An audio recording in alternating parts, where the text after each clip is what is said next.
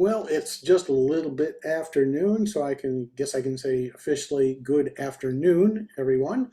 At least those of you who are on Eastern Daylight Time or anywhere to the right thereof. My name is Mark Bowers. I'm the founder and executive director of the Professional Development Consortium of Hampton Roads. If you don't know much about us, that's okay. You're welcome to stay. Really quickly, for those who aren't completely familiar with what we're up to, Professional Development Consortium of Hampton Roads is a nonprofit 501c3 organization dedicated to helping the leaders of membership associations lead smarter, not harder. By membership associations, we aim to serve folks who run professional societies, alumni groups, civic leagues, basically any group of people that gather around a common interest or a common practice. Leadership is usually voluntary there and is done after the day job. So PDCHR offers this little resource to everybody.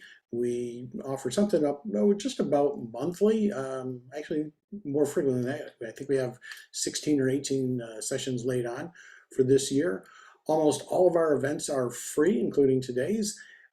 In October, we will be having our annual leadership symposium, which is a 2-evening and 1-day online affair. We charge a couple bucks for that because that's what keeps our lights burning, as it were. So anyways, with that, basic housekeeping. You've been on Zoom before, I'm pretty sure, so that's the end of basic housekeeping. What I'd like to do now is turn this over to my friend and a board member for PDCHR, Donna DiDomenico, who's got a lot of experience in the leadership role, both as a leader and as a leader consultant. And with that, I promised Donna I wasn't going to try and do all of her introduction. So Donna, take it away, please. Hey, good morning, everyone, and thank you for joining us today. It's great. It's a great pleasure of mine to speak with you about leadership today. And as Mark said, I am a leadership development coach and as well as an executive coach and life coach. And so what you can really gain from that is I get a lot of experience working with people on particular issues that are relevant in their growing their leadership skills. As we talk today, I'd like to keep everything very informal. I invite your questions. I invite your participation as we go throughout the day or throughout the presentation. And what I'd like to do, though, is start with you creating an intention. As leaders, it's really important to really create an intention about how you spend your time. So since you are going to invest the next hour, hour and a half with us, I'd like you to create an intention of what you'd like to get out of the presentation today. And if you wouldn't mind, just post it in the chat. If you don't want to post it in the chat, that's perfectly okay. And Mark's going to follow the chat for me. So as we go through the real presentation today, he'll be popping in and out to let me know what's being said. So again, just think about it. You're going to spend some time with me. We're talking about 3 strategies for high impact leadership. And I'd like you to set an intention for what you'd like to get out of today.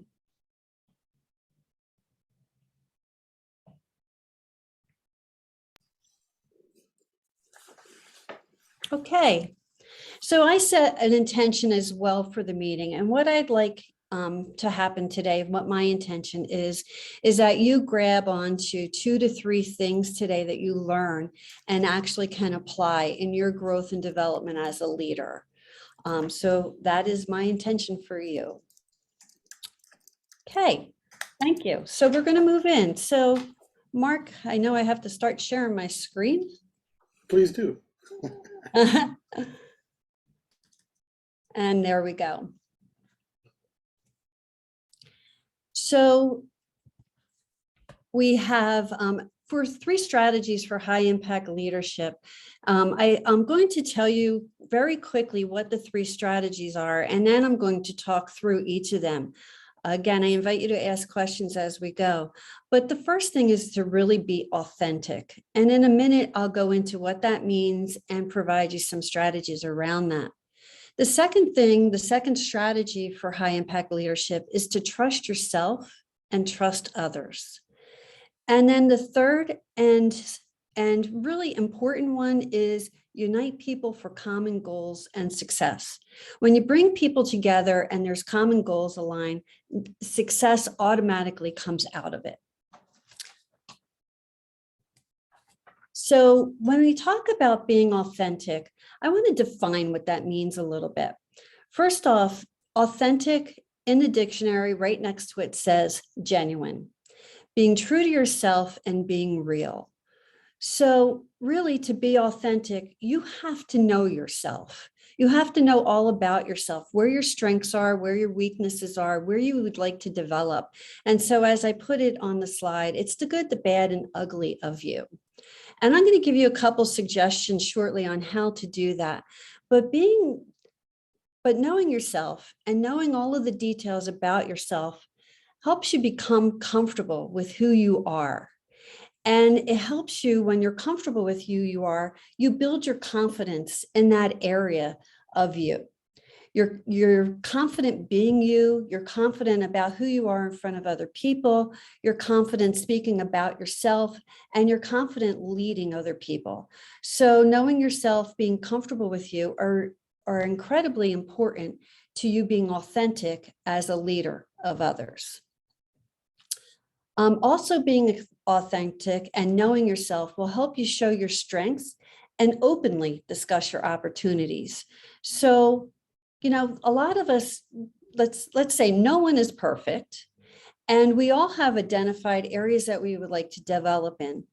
I always find that one of the keys to really relating to people and being authentic is being able to openly share the opportunities that you want to develop in. So it's, being able to say, oh, you know what, I would really like to develop as being a better listener. I would really like to develop in this area, as well as being able to model the strengths that you're proud of. And I'm going to give you an example. I, as a developing leader, showed my confidence a lot that I had in myself. But I was given feedback at one point early in my career that I did not thank people enough. And so I made a point of thanking people in the future. And what it was an opportunity for me to then openly discuss with other people that, hey, I want to make sure you feel appreciated by the work that you're doing with me. Am I being thankful enough for that with you? And then asking them for feedback on how I was discussing that. And thankful is a separate bullet that I have for being authentic. And I'm going to go into that a little bit more. But really what we're doing when we're showing our strengths and developing our opportunities is we're helping people feel good. We're helping create a feeling around the engagement that they're having with us, a feeling of, geez, I really like interacting with them. I feel like I can ask them questions. I feel like I can disclose things to them and trust them with my confidence as well. And then there's this piece about thankfulness that it comes kind of in two ways. It's being thankful by showing your gratitude. So you can be thankful to a group, you can be thankful to individuals. And thankful comes in kind of two forms that I've identified. One is that there's this general thank you that you give. I always appreciate interacting with you. Thank you so much for what you do. And you can use that more general category when you're dealing with groups or you're making a general statement about thanking people for the work that they do. And then there's also specific thank yous. If I could say it, it would be really good.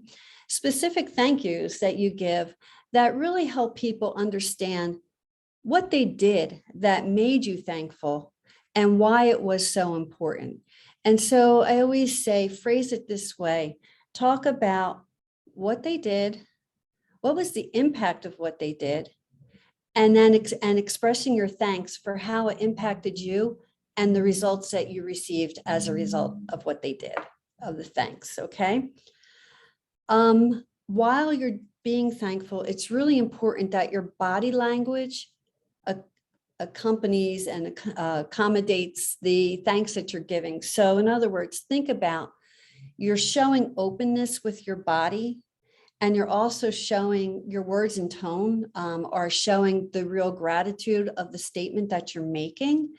Because if they don't all link together, people will not think the message is authentic or sincere. I would like to invite you to ask any questions. If there's any questions that you have on that, on the kind of the keys around being authentic.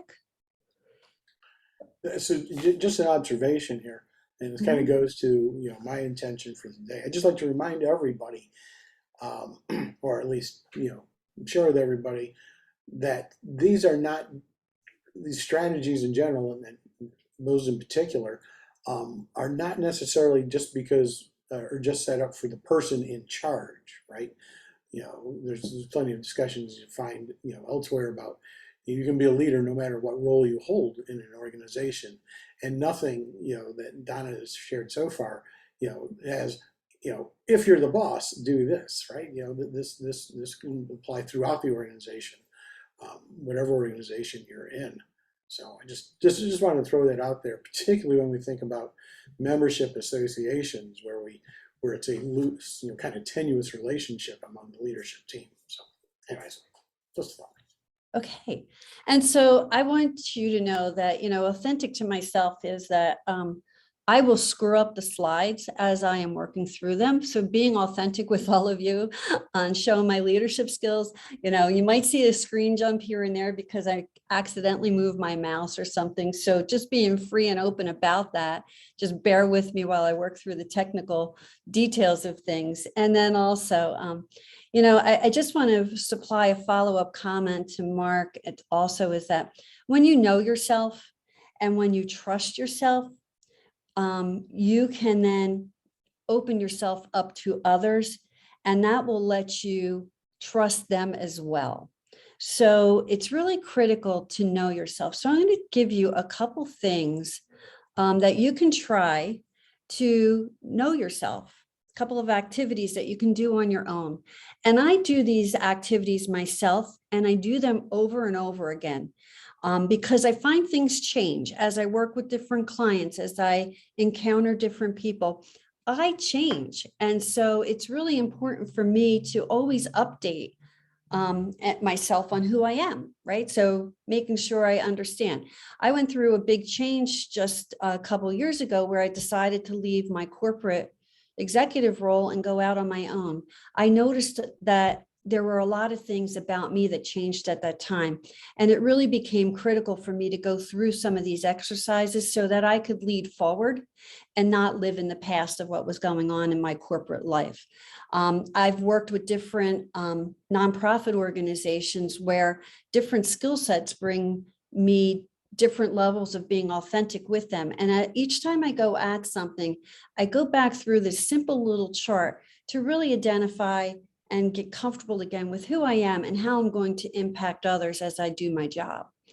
So this first chart is you give yourself 15 minutes to just go sit in a quiet spot. Go sit and think about who you are. And as you're doing it, jot down the things you really like about yourself. I'm a good communicator. I like to work with people. I give trust freely to others. I love my family, right? And so it can go in any direction that you want it to go, personal, professional, or anywhere else you want to take it.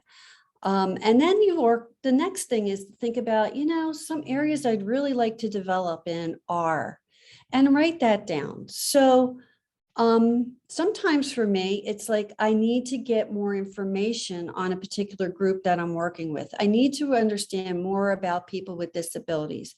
I need to develop a more open heart when I'm dealing with this client.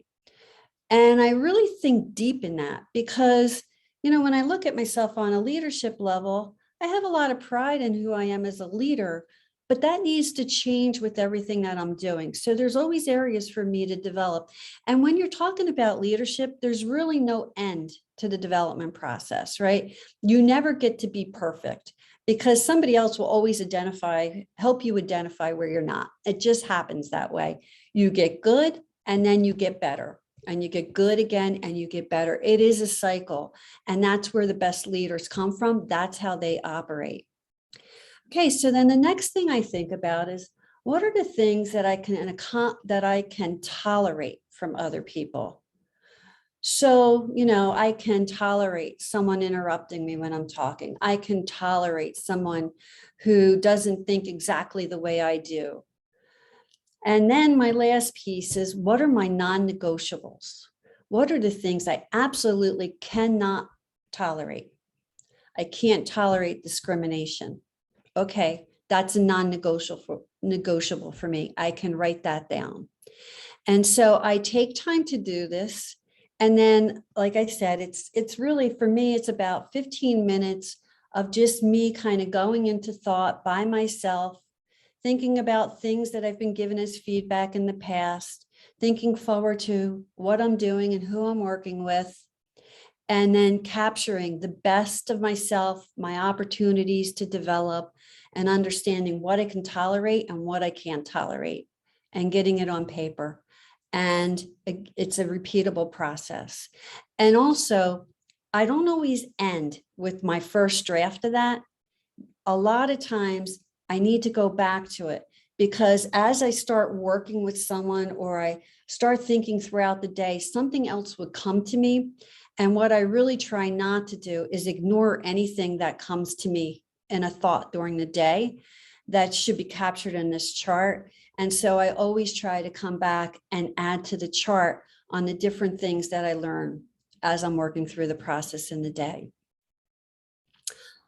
Then another chart that you make is a chart of all of your goals. And I say without limits. There are no boundaries in this chart. What is it that you want to do? Because knowing what you want to do and what you want to achieve is really key to how you'll develop as a leader. So it's important to create this goals without limits chart and think about, from a personal standpoint, a professional standpoint, from a social standpoint, education can be added into it. What is it that you want to do?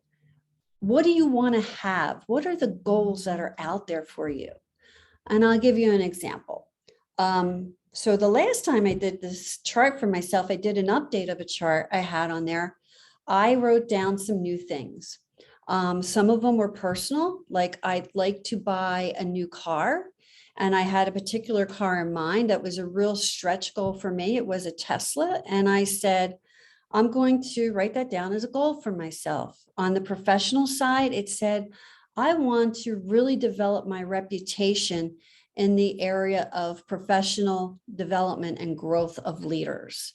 I talked about my family and what I wanted to see from my family. I had some goals in there of, I wanted this relationship with my daughter to be an open and honest relationship. So thought about everything without boundaries. I wanted to create unlimited wealth for myself. I put that out there. Okay, you can go in any direction on it. And the reason it's so important is you can come back and look at that, and it helps you understand and identify what you've truly accomplished for yourself in your goals. And it's also important to go back and add new things to it, because you don't want to be stagnant. So on the goal side, I wrote the document originally about a year ago, and I constantly go back and add things to it, and I constantly take a look at what I've accomplished. And what I'm finding is I developed this nice professional business that I wanted, and it's going the way I want it to be. And what I added about it is I want to slightly change the direction of it in the future. I want to focus on a couple of things that I'm not focusing on today, and that's helping me move in that direction. On the personal side, I was able to buy the Tesla. And so I now have that car and I drive it and I love it. And I'm really happy that I was able to do that. So it gives me this sense of accomplishment, which feeds my fuel and my energy to go back and understanding and knowing me even better, but it also fuels my energy towards how I lead others, because I feel like I'm accomplishing things. And when I feel like that, I feel successful and I can lead others to do things the same way. So to wrap up being authentic, I wanted to share a quote with you. And the quote is one by Maya Angelou. The quote is, "I've learned people will forget what you said, people will forget what you did, but people will never forget how you made them feel." I want to tie it back to being authentic, in that when you are truly authentic, you're not putting up any pretenses of being somebody other than who you are. You will be able to really impact how other people feel when they work with you and when they are around you, whether you're leading friends, whether you're leading family, whether you're leading volunteers or constituents, whether you're leading people at work. It's really, really true that being authentic directly impacts how people make you feel, or how you make people feel. I'm sorry. And one of the biggest honors I've had in my professional career was when I left my last corporate position. My employees, which was a pretty large group, got together. They were at all different levels of the organization, and we were kind of in the midst of COVID at the time. And they hosted a meeting with me, a Zoom meeting, where they came and paid tribute in a way to me.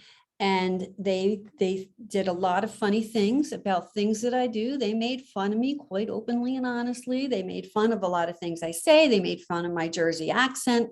They made fun of a lot of the adjectives I use that go in front of some of the words that I use. And they had a great time with it. And so did I, because I really took it as an honor. They ended with this quote.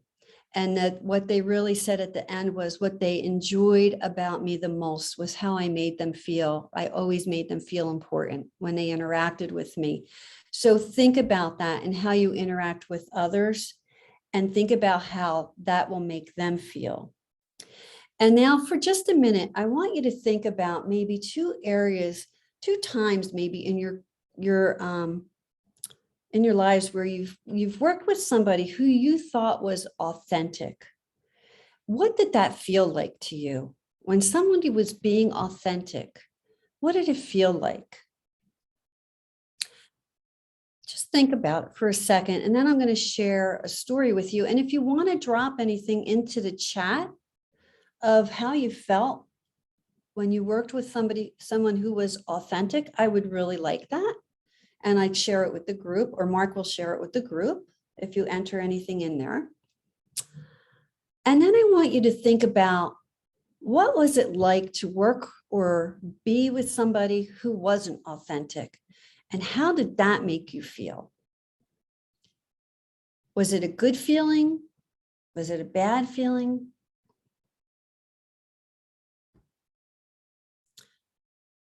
And if you want to comment on that, you can add that to the chat.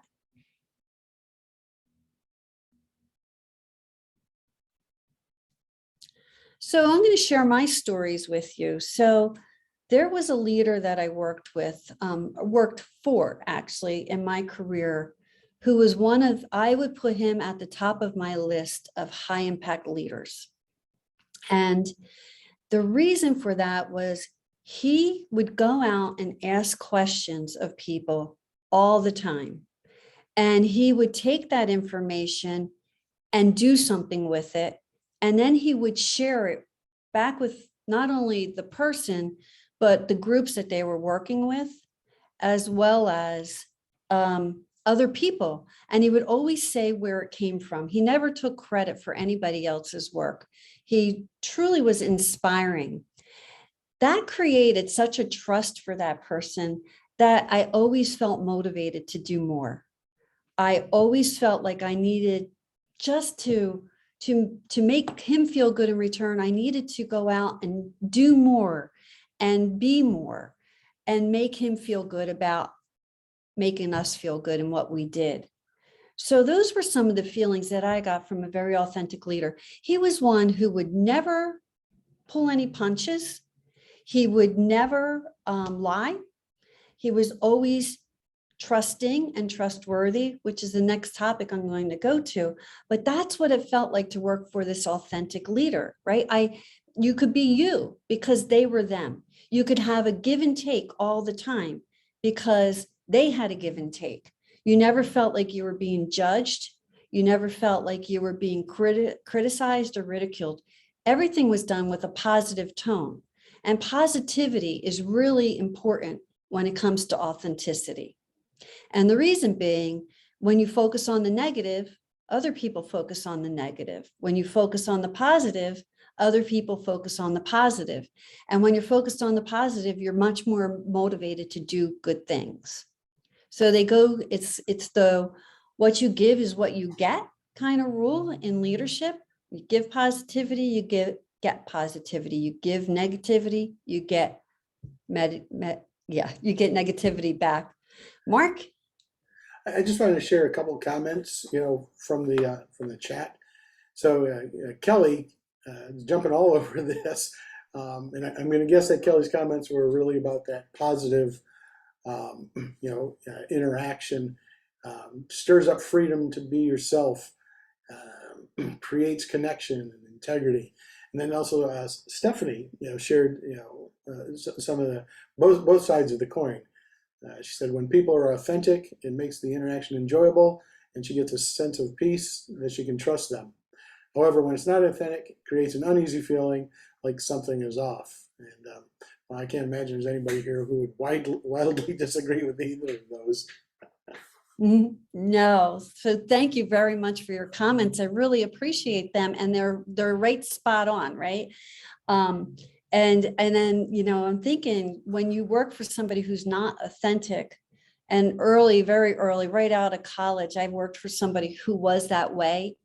I walked on eggshells around that person all the time, right? I never knew what to expect next, but I knew it wasn't going to be good. And so, it would be total avoidance. I'd wait till he wasn't in his office to leave my job at the end of the day, just so I wouldn't have to have a chance encounter on my way out the door. So yes, and so authenticity is really key to a leader. So, and as I said earlier, it really does lead into trust. And so the second strategy. Hey, Donna. Yeah. If we could, before we move into trust, I missed a question earlier from Stephanie, and you don't have to go back to it, but the little chart, the know thyself exercise, Stephanie had asked, how frequently or how often should you do this? Annually, more or less? Any thoughts on that? So Stephanie, I'm showing off that I can overcome some of my difficulties with technology and went back to the chart. So thank you very much for the question. It's really on how you feel. And so, as a rule, I have certain times, but sometimes it's 1 month, sometimes it's 1 week. I make sure I look at least quarterly for myself, because what I'm doing is changing very rapidly. And I am still developing very rapidly as I focus on new opportunities for myself. And so I go back to the charts often.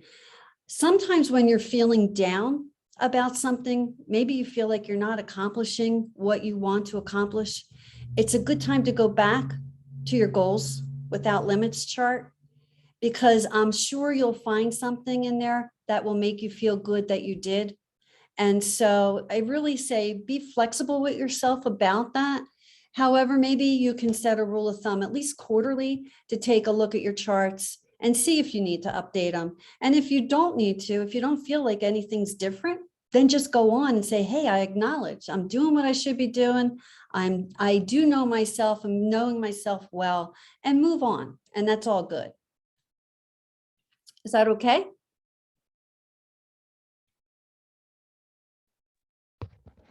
Yes, thank you. That answers the question. Okay. Appreciate it. Thank you. And you guys feel free to speak anytime as well. You don't have to go directly to chat. I don't mind you asking questions as I'm actually presenting the information. So the second strategy is trust yourself and others. And so, trust is really the belief in the reliability, truth, ability, or strength of someone or something.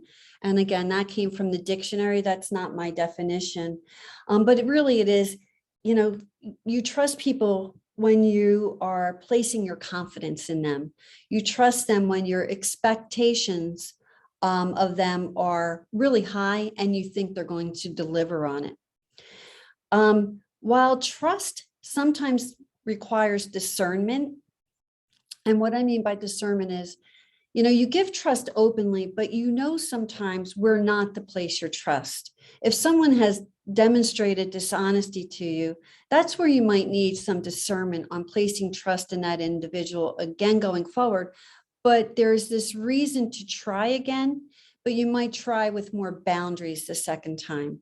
So when you give trust openly, it's really important as a leader to trust those that you encounter, that you work with, that are helping you, because when you do that, you get a different level of commitment from them. They then believe that they're worthy of your trust, and it motivates them to perform so much more and so much differently. And so you have to really be worthy also yourself of receiving trust from others. So here's the key. You have to model trust. You have to model that you're trustworthy, and you have to model that you can give trust freely to others. And really, leadership is all about modeling the behaviors that people are expecting of a leader. And it's about modeling the 3 strategies. So people watch you. When you're a leader, everybody is watching what you do, and then they're trying to model what you do. So if you model all the good things, they're going to model good things. So you model positivity, they'll model positivity. However, when you model things that are not right, they're going to model the same things. An example, you're given a budget, maybe, to work on a project, and you have several people that are working with you. And then during your interactions, you're trying to decide how you use this money. What's the right way to use it? And you make open comments like, oh, well, they'll never know if we spend this money on this instead of on this. Well, what you've just done is you demonstrated to people a value or a strategy that you can't be trusted. And so therefore, maybe they'll demonstrate the same thing. So it's really important that you model what you want from people.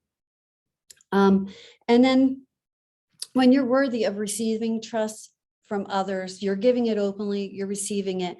What you're really building is empowerment of people. And that is so key to success for everyone. So empower people, trust them to make the decisions that you would support, trust them to be honest, trust them to be open.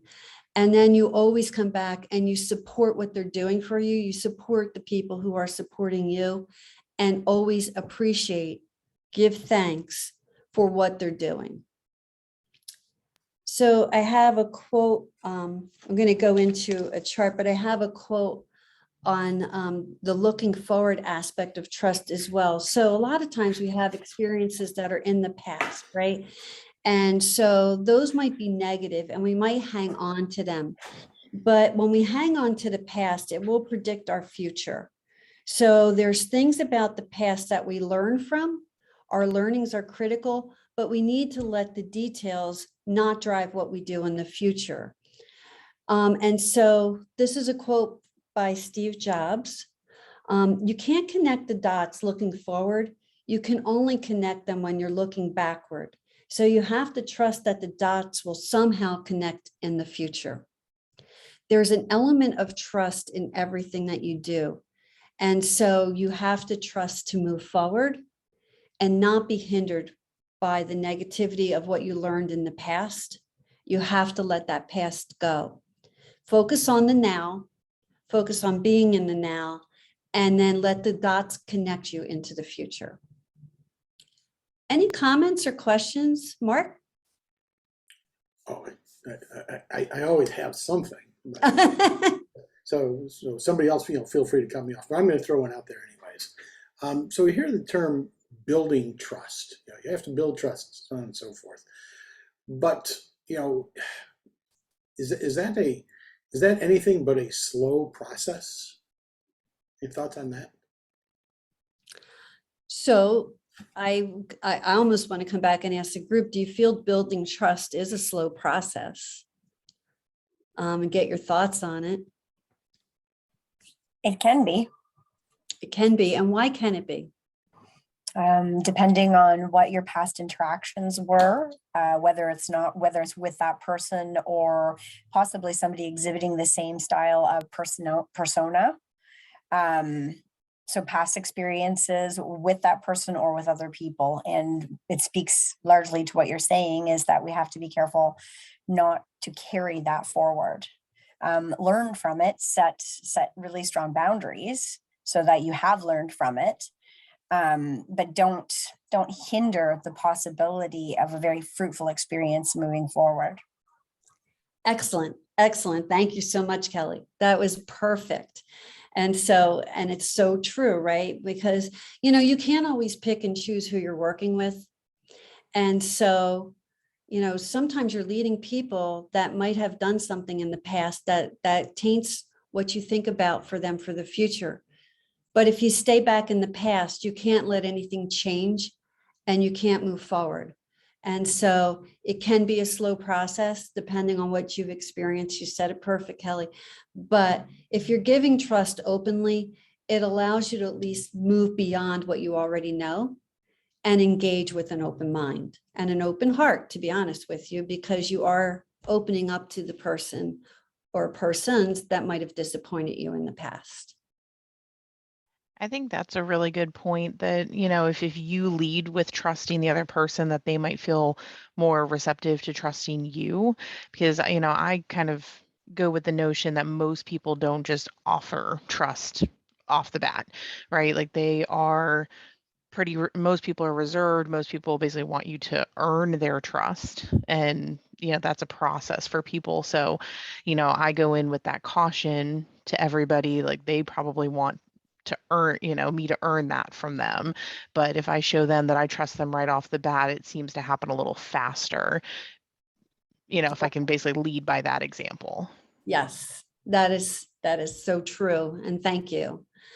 And it's much easier to give trust than to withhold trust. So here's how I'm going to phrase it, and you guys can come back. But basically, I try to keep things as simple as possible as a leader. And so when I give trust, I might also have checkpoints that I give myself to know if I'm fully giving the trust and being receptive to what I receive, and seeing how people respond to it. But it does speed up the process because it's much easier to give it and then to receive it than to not. It will slow down everything.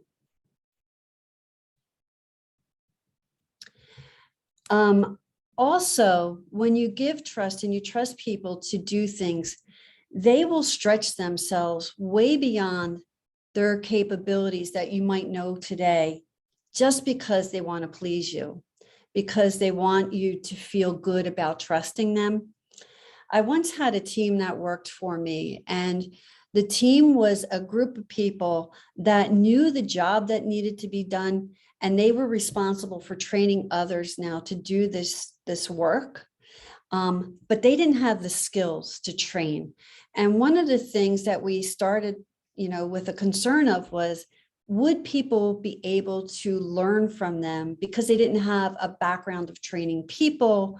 Would they be able to openly communicate and give information out and get the engagement from the team that they were working with that was needed? So we put together a plan and we said, these are great people. We really, really love how they're doing what they do. And we really do need them to teach it to others.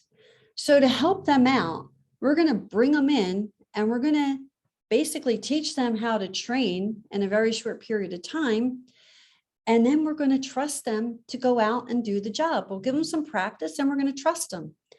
They were one of the most highly successful teams that I ever led because they just thrived on the autonomy that came with the trust and being able to really, they were the ones who were figuring out how to work with people and how to get people engaged on this ongoing basis.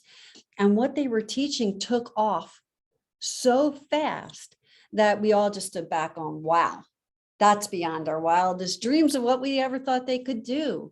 And it was just so successful. So a lot of empowerment came out of it. And so it just, again, reinforces how important it is to give trust. One of the things that I would offer to you as a way of developing trust is to do a trust test.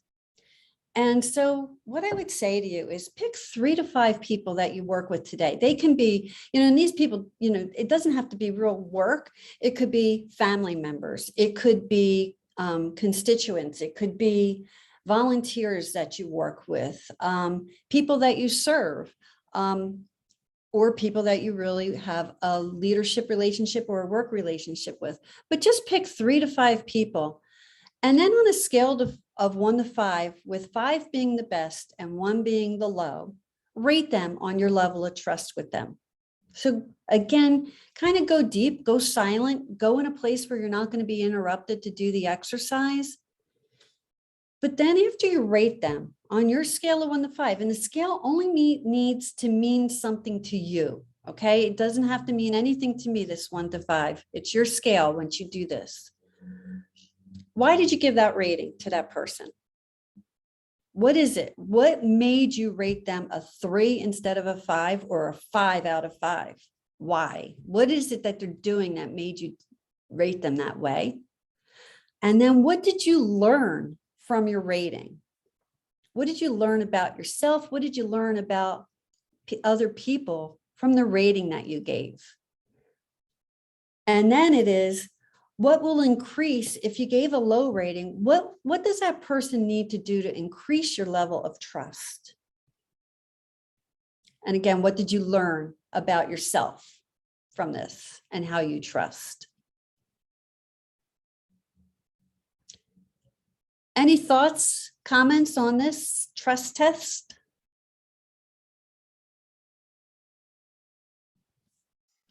It's funny. I'm looking at this. Of course, I'm not one for following instructions.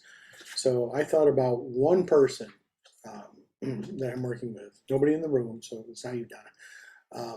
Who, thinking about how that person changed on my trust scale. There was a point in our working relationship that was, pretty close to the bottom of the scale, and now it's a lot closer to the top. So I was actually thinking about this. What did increase the level of trust? And it was, a couple things. It was, observed observations. Like follow through, attitude, commitment to learn. Or turned out to be, pretty huge for me. That's when this person went from, a 2 to a 4.3. Yeah. I'm going to share a personal story with you about this, and I'll talk more about the person in the next area as well. But, I did this with my daughter. My daughter is 31. She was born with some learning disabilities. We didn't really know what they fully were until she was 29. And so when I left corporate, one of the biggest reasons that I wanted to be on my own was I needed to spend more time with her to make sure that she grew and she was able to build trust in herself. So here's my learning. So my person was my daughter, and on a rating of how much I trusted her on the scale to 1 to 5, I gave her about a 2. Lots of reasons. Why did I give that rating? Well, because there were some behaviors that she demonstrated that I couldn't trust. But when I really dug deep, I didn't trust that she could be who she wanted to be. I felt like I was the person who needed to make her who she was. So what I learned is that, geez, I was pretty controlling with my daughter and I wasn't very open, while all her life, it was all about her abilities and not her disabilities. I myself was not very open to what she could do. I had a framework in my head that I thought she needed to live in. So what will I do to increase my level of trust in her? Well, I started taking a lot of different routes with her. I started trying different things with her to help her first build her trust in herself. And I started becoming more knowledgeable about who I was. I did a lot of research, right? So I needed more information to increase my level of trust. I needed a better understanding. I needed to spend more time with her. So I had this whole list of things. And what did I learn? You know what I learned? I needed to let go. In this case, I needed to let go and just trust her. And trust that the right things were going to happen for her. And I am still learning that today, to be very honest with you. This is an ongoing learning for me, because for all of these 31 years, I just embraced her, smothered her, took control of her, everything. And now it's all about letting go. And there's days where that's really uncomfortable. And it hit me smack in the face again yesterday with something that, she said to me, whoa, again, you're back in that mode of trying to create her outcomes. You have to let go and let her create them for herself. So it really was eye-opening for me to do this with her and to learn more about myself and learn more about her by doing it. Any questions or comments? Okay, Mark. Well, it's not really me. This is one of those moments where it might embarrass somebody. As you made the transition, from the previous slide to the trust test, Wanda had made a comment about her belief in trust. She shared that most people think trust is earned, the leader should be given trust, the best leader starts with trust, and mistrust is earned. So Wanda, if you're available and willing, I was wondering, what you thought about this trust test, given that perhaps, a different look about mistrust being earned rather than trust necessarily being earned. So you just go ahead and unmute yourself if you'd like. If not, that's cool too.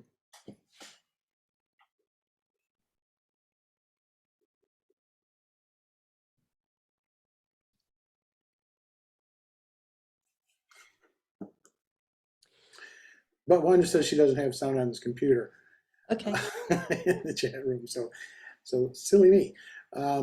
Yeah, Wanda, if you wanted to throw something in the chat, we'll catch up with that, when we can. If not, that's abundantly cool. And like they say on any good crime show, no lawyer asks a question where they don't know the answer. So I probably should have done better and made sure Wanda was able to answer it online. All right, so that's it. My hand's back now.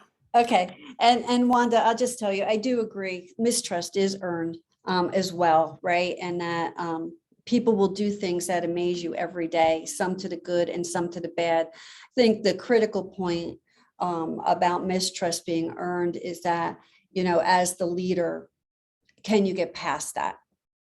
And that comes within knowing yourself and how you're able to navigate that. Because it takes a big, strong person to get beyond that. And sometimes it's not your choice. And so it comes back to really how you can move forward, knowing what you know now with the mistrust being earned. So I wanted to circle back real quick to Steve Jobs because, in transparency, I meant to take it off the first slide, but I think his quote is very critical in that you can't connect the dots looking forward. You can only connect, I'm sorry, I can't see part of it right now. You can only connect them looking backwards. So, as you look back and you learn, you see the things that are making you who you are today, but you have to trust the dots to somehow connect in the future, because as hard as we try, and especially hard as I try, I've not yet figured out how to connect the dots into the future. And then I'll move on to the third strategy, which is unite people for common goals and success. And this is really the secret sauce to high impact leadership, uniting people for common goals and success. So here with this, you have to appreciate everyone. You have to really know what people are bringing to the party. What are their strengths? What are their weaknesses? And what are their opportunities? And as a high impact leader, you have to really watch not to judge people. Don't judge people because they're different from you, different from expectations of others. You need to appreciate everyone equally. And then you bring people together for common good, right? There's something that you all have in common that you're going to talk about, create, develop, implement, that is going to really be good for a group of people. And you always set expectations and boundaries for what you are to work on, right? What you're trying to achieve. So I'm going to go back to my daughter with a story on this one, because she's pretty amazing to me in so many ways. However, she when you see her, you expect different than what you're going to hear from her. Does that resonate with anybody? Okay, so she's a tall, very attractive female. However, when you look at her, she looks young. Some people put her in her high teens, some people put her in her low 20s. And then when she speaks, it doesn't quite match the visual of what people are seeing. So they expect maybe more developed thoughts from her. A lot of times she'll start in the middle of a story, and then people look at her like, what is she talking about? And then she circles back to where she should have started and comes through with her whole story.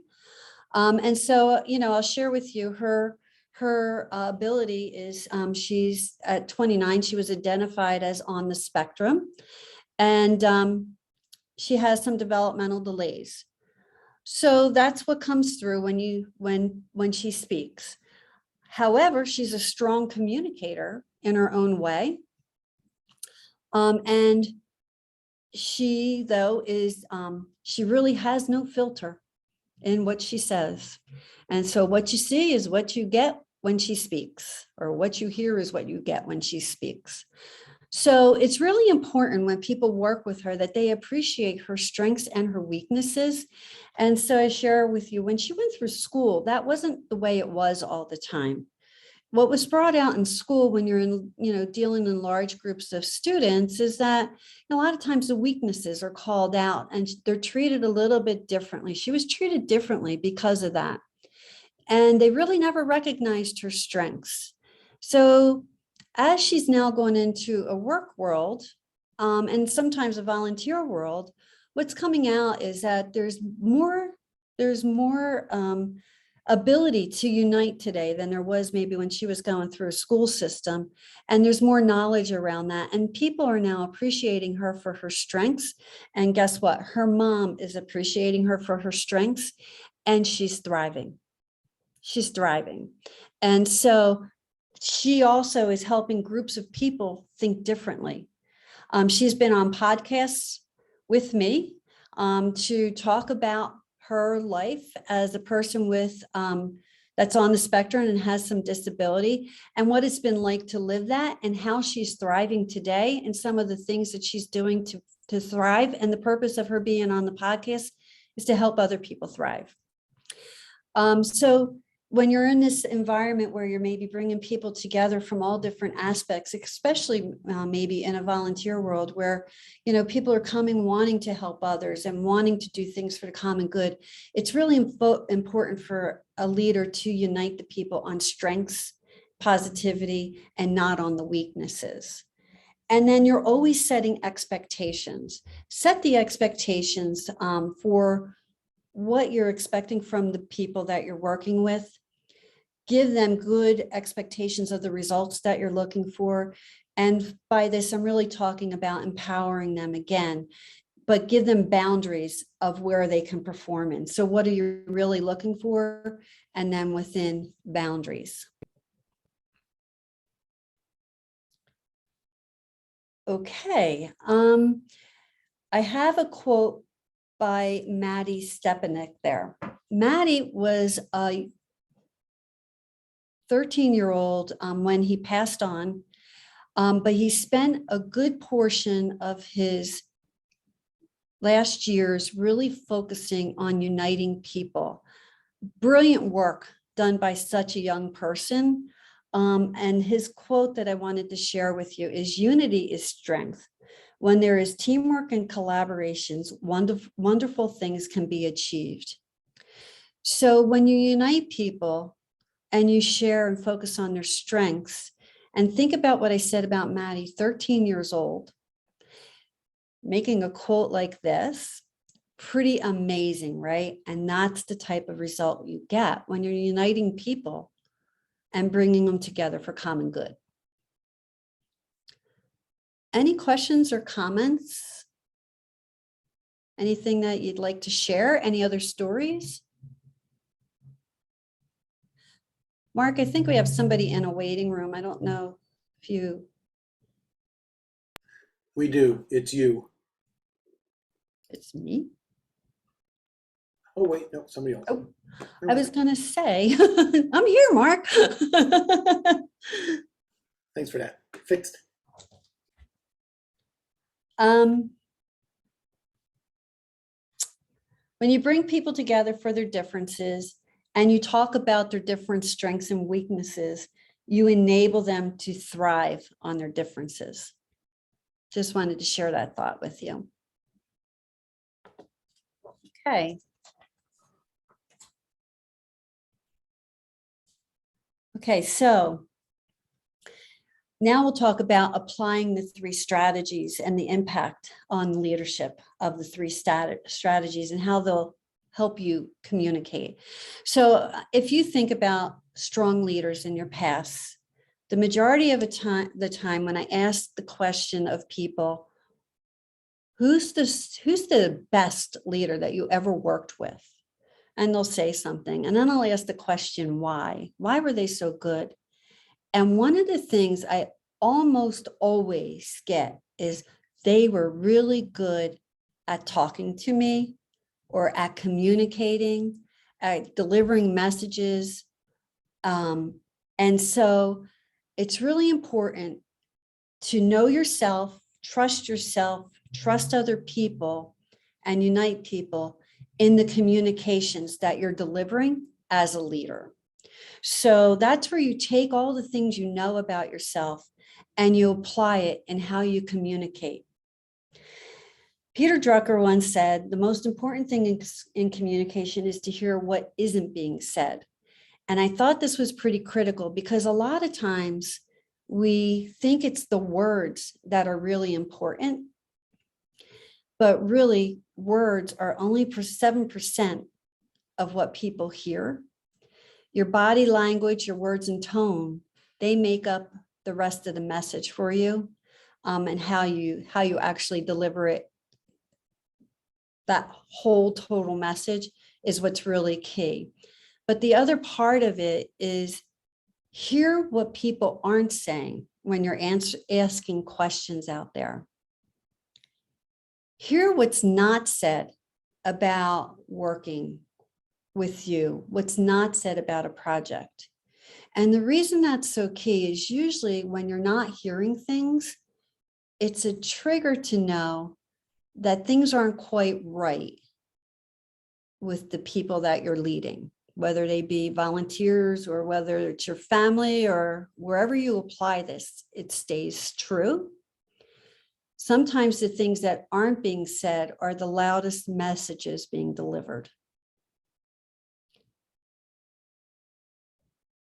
Can you think of a time where maybe that was you? Maybe you stayed quiet. Maybe you thought it was better not to say anything. I can think about when it happens to me. There's been several times, and I am really hard to keep quiet. I got to let you know that. So when I do it, it's pretty serious, right? But there's times where I've just said, you know what? No matter what I say, it's not going to be taken the way that I want it to be. It's not going to be heard. Let me just refrain from saying it. And if the person had heard what I wasn't saying, they would have done things a lot differently. I just wanted to share. I thought it was really important what you said about tone and how it can get misconstrued. We do a lot of communication over typing, emails, texting, but that face to face, it really is so important because they can see, the authenticity, on your face. They can, hear the tone of how you mean what you're saying. And I know I've gotten tripped up a couple of times by moving too fast and sending it in an email or a text message and then it getting received not how I intended, and then I have to do damage control later, and it just always makes more work. And so, even on big things, I kind of gave myself the rule from another, person that gave me advice in a leadership capacity and said, if you have something really important to share, to, give yourself 24 hours and, maybe relook at that email a couple of times and you'll actually change a lot of things in it and it'll hopefully get delivered in a way that's received well. Very key points that you made there, Stephanie, and I thank you for them because it's so true, right? And in as we move forward in today's world, with the technology being in the hands of people from birth, right? Basically, there's all these different things that they have now. The first inclination of people is to go to texting or some type of written communication in an email or something. And so, you cannot get the words and tones from that. And also a lot of negative comes out of it because people don't understand it. And a lot of times when I'm working with clients, I advise them, stop your people from using text or Teams for the really critical business messages, because they are not always interpreted or heard the way that they were meant to be heard. So really key there. And then the other key thing I really want to emphasize is the importance of a pause. And so, there's this, I watch my daughter with this all the time. They've got this mentality that as soon as something hits their phone, they have to respond to it. And it's crazy, right? I say to her, so she'll read it, she'll interpret it by the words that she's looking at. And sometimes she just takes the message way south, like, oh my God, they're mad at me because, and she goes off and fires right back at them. And then next thing you know, there's this argument going on, or they don't like each other. Some kind of emotion comes out of it that wasn't warranted, because really the original message wasn't negative. It was just the way they read it. And so, when you're reading it, I also encourage the pause, and the pause, read it again. And then when you go to respond, another pause, write your message. And you're absolutely right. I can't tell you how many times my first message is not my last message that I send. Kelly? Yeah, thank you. I appreciate, first of all, everything that you're going over is spot on and just wonderful.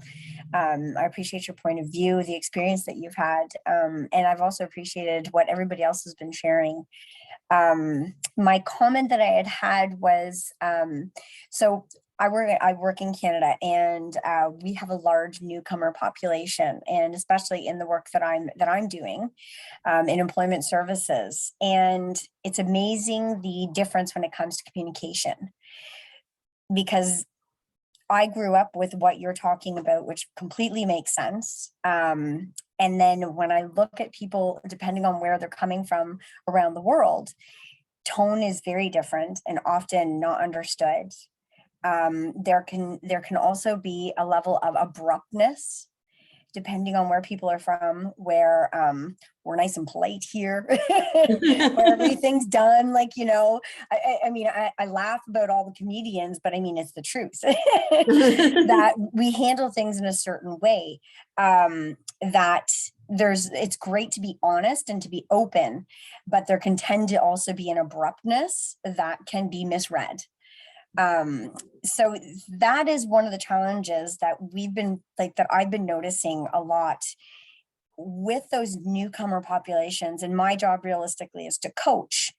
And especially when you've got language barriers or anything else like that, it's not so much the emphasis on words, but it's more about trying to build their confidence. And I think I would say that even myself, when it comes to communication, period, when we struggle with confidence, that challenges, that can also add another barrier for our own level of communication.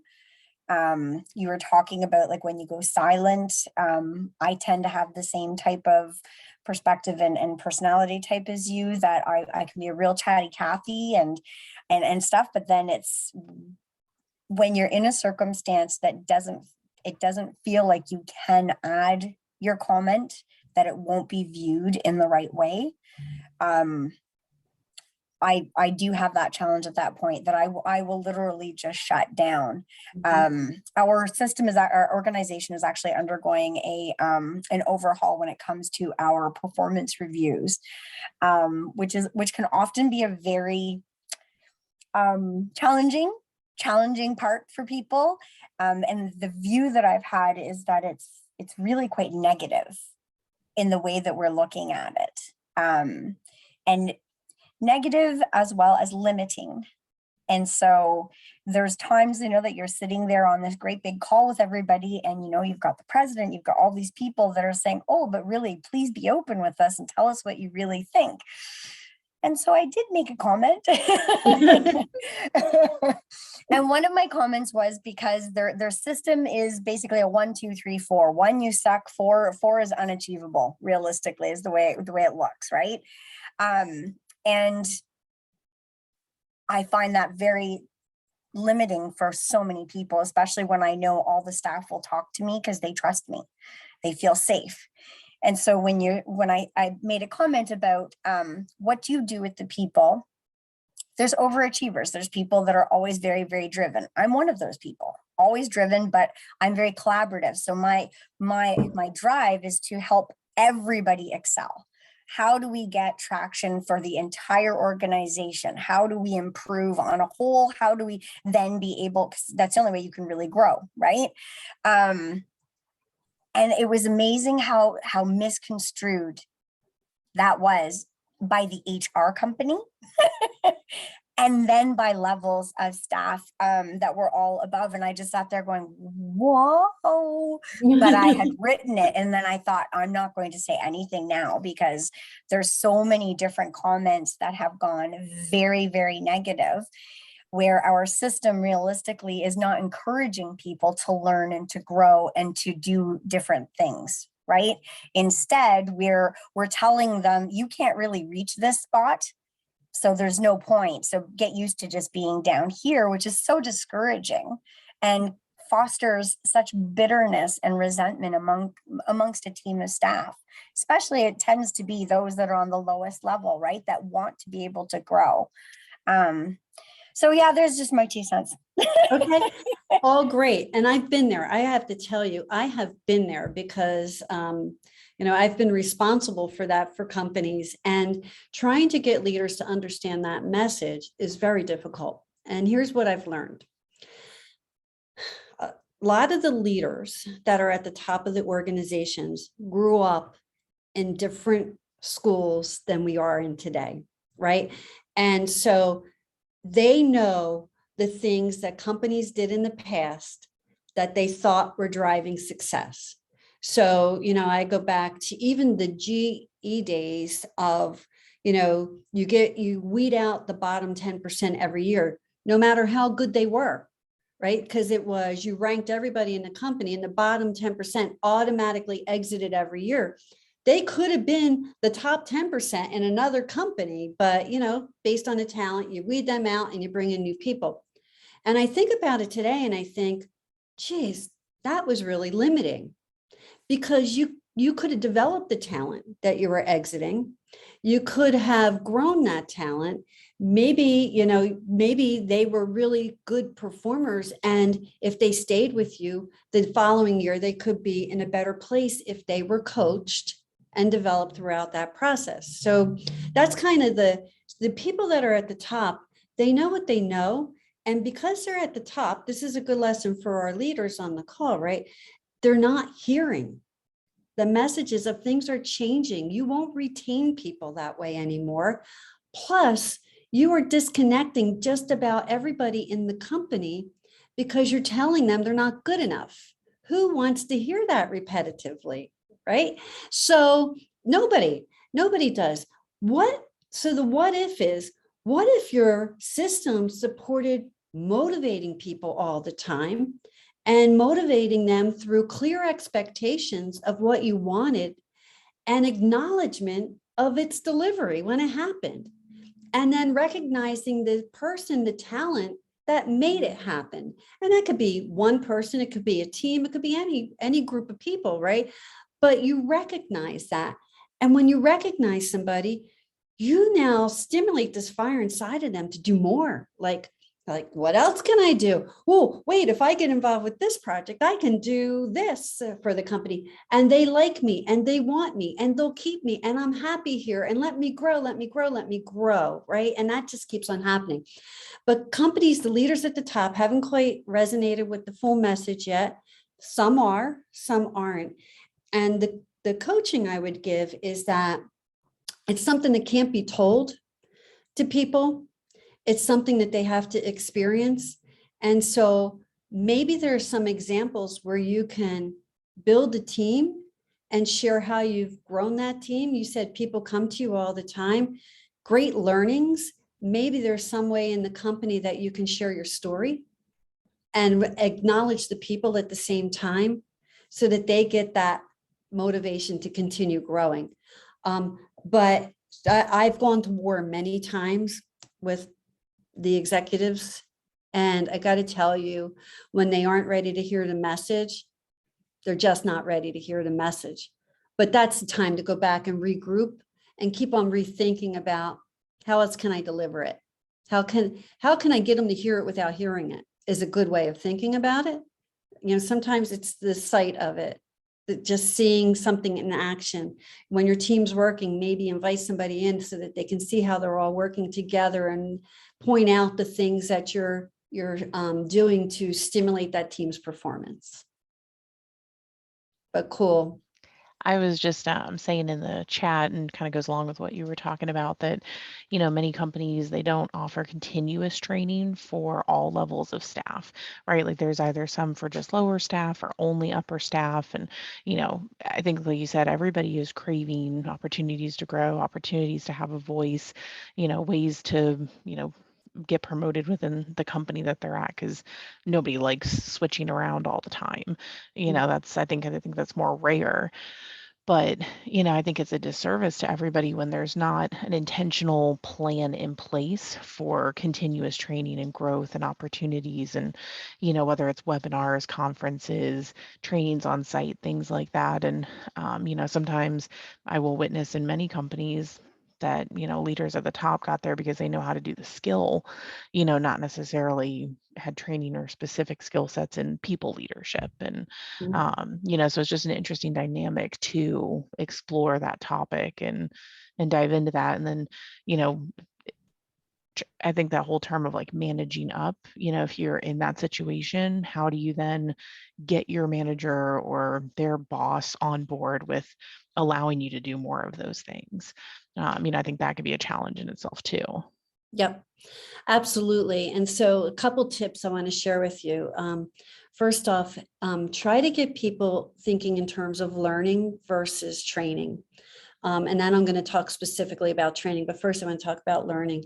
There's lots of assignments that you can give people to develop them and grow them, things that will strengthen their skills in an area through experience or through interactions with other groups. So one of the things that I found to be a really useful tool in developing people is cross-functional learning or general business learning about the organization. So just think about that. Maybe that will be something that could work. And what it does is it creates partnerships and networks throughout the organization. So you have this added side benefit. But maybe to do my job, it would be beneficial for me to learn about another group and how they do their job. And so a lot of times those interactions build and motivate people to do more, but they're developing more knowledge about the company overall. So that's really good for the company. And then when companies, and you're right on, a lot of companies don't understand the benefit of training. Like when I first started with the last company I worked for, they said to me, training is when you can't do your job. It's remedial, it's negative. You go to training because you can't do your job. It took me 8 years to turn that around, to think about training was an honor. 8 years. Right. And so I Wow. hear you completely. And it still was in certain groups, you know, it's the lower levels, because training was only there for how they did their job, the processes that they had to do. They didn't really see the benefit of it until they wanted to go to the next level. So this ties right into your next comment, right? Of that you take the people who are at the best at doing something and you promote them to a leader because they were good at what they were doing. They don't necessarily have or want to be a leader. They were good at their job that they were doing or whatever they were performing at. So they got promoted. And those people tend not to motivate others and really get a lot of negative behaviors in the teams below them, because people are looking to be inspired through the people that they are led by. And so, you know, that's something that organizations and in general, everyone in general is becoming more aware of. But again, you still have leaders at the top of organizations who got there because they were really good at doing a job that was, you know, 10 years ago in a skilled position. They don't have the necessary leadership strength that they need to actually inspire others. Okay. And then there are tools for everyone out there. So one of the things that I did was I made everybody responsible for their own learning. And so when they said I wanted to learn how to do something, I would say, great. You know what? Why don't you go on the internet and see what's out there on that? See what tools are there for you and come back to me with some things. Some of them will be pay, and I would try to fit it in a budget. Some of it would be free, and I would say, hey, let's go for it, right? Set the intention, you're going to learn something from it and go for it. Let's try it. And then there's a really important after piece that a lot of managers don't know and don't do. And that is, after they went to training, they talk with the person and say, what did you get out of that? How is that going to help you going forward? How are you going to use that training now as you do your job every day or as you grow into your future? So it's really that kind of process of setting it all up. But I hear you completely. And, you know, again, it goes back to the direct message is not always the best message when you're dealing with leadership. So we have to look at other alternatives and think about how we can maybe get them to witness things that will lead them into the message that you want to hear them to hear, but they're not saying, you're not saying, sorry. Okay, so I will just go to the wrap-up slide of saying, you know, just to reiterate, the 3 strategies for high impact leadership are be authentic, trust yourself and others, and unite people for common goals and success. And so we had a lot of good discussion, but I really want to give you time. If there's any more questions or stories that you'd like to share, I enjoy hearing them so much, and I enjoy interacting with you so much. So I really encourage you to bring them forward, and you can just unmute if that's the best for you, or you can put them in the chat. So I'd just give a couple minutes for that. Well, while people are thinking how to say thank you and notes to share, I'm going to drop something in the chat box because usually at this point, a couple of people say, well, this is really great, I got to go, and then I can't do this thing. So I will ask everybody to just, there's 3 links, just click on all of them and they come right back to us. Just open them up. The first one is a survey on, you know, how we did today. And kind of going back to what Donna was saying earlier about the importance of follow-up, you know, when you take an action, be it leadership or whatever, and then going back to see, did it make the desired impact? I'm asking you, you get a survey today. In 2 months, you'll get another survey just like that saying, asking you basically, did you have a chance to apply all this stuff?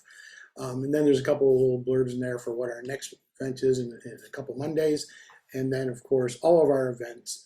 And as I posted earlier, we'll follow up for Friday. You'll all get an email, basically, thank you for your attendance and a bunch of links to resources and a chance to print out a certificate. That kind of stuff is important to you. But don't let me, divert you from continuing the conversation. Just wanted to kind of crash that in there. And so with that, other thoughts or questions for Donna? There is one that I'd like to share, especially when we're talking about communications, the importance of communications.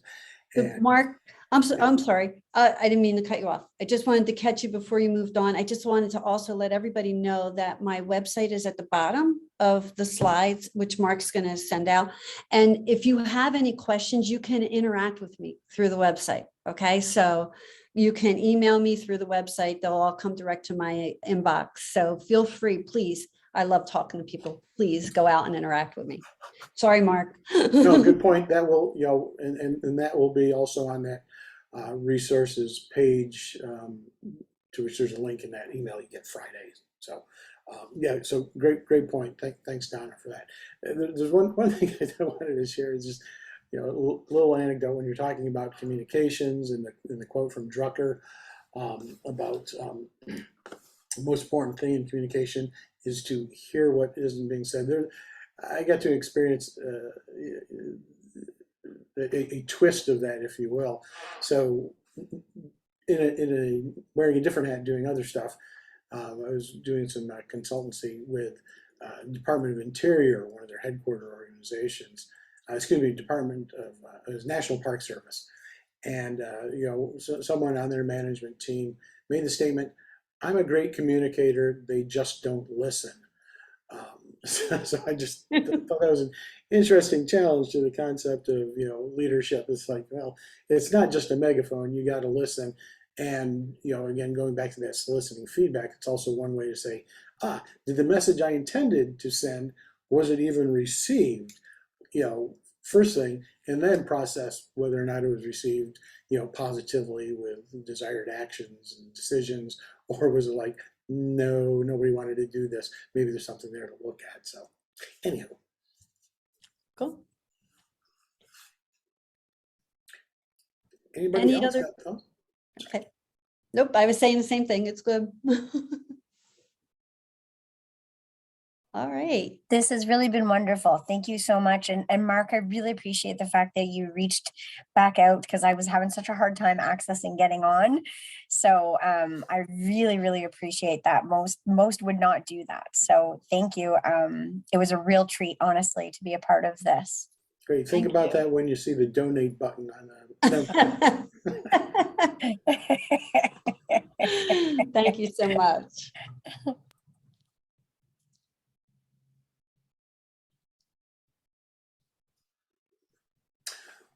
Well then, folks, if that's it, that's it. We were scheduled to go to 1:30, and one of my favorite things to do is give people the gift of time.